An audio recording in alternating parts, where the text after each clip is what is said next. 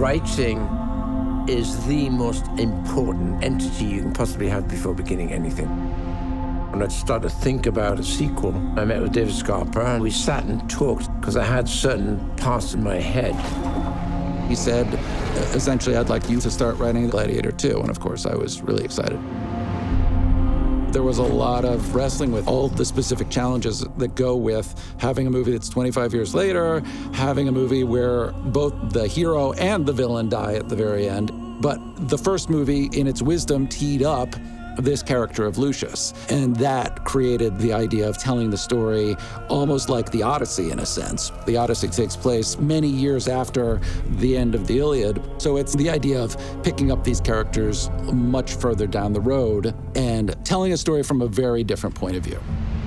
The story they came up with, it was brilliant. It speaks to a deep human experience.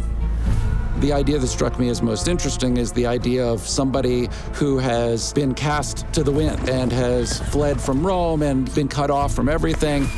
We wanted to create this kind of Shakespearean rage within Lucius, which is the idea that the most bitter thing that he could possibly find upon returning to Rome is that his mother is with the guy who killed his wife and destroyed his city. Use your rage in my service, and you will have his head.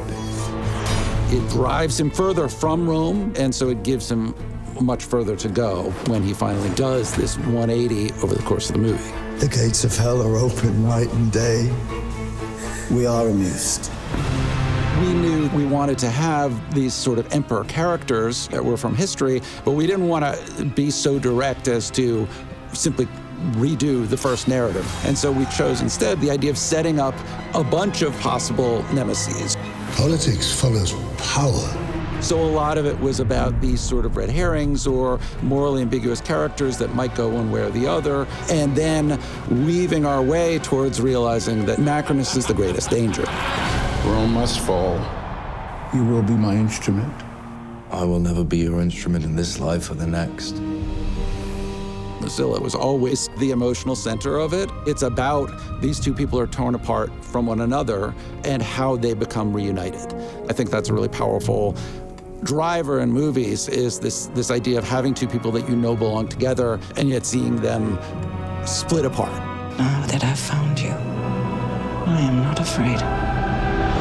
One of the big questions was, how are we going to manifest Maximus in the movie? Because even if he's not there on screen, he's there dramatically. And how do you create his spirit within the movie without actually having him walking around whispering in Lucius' ear?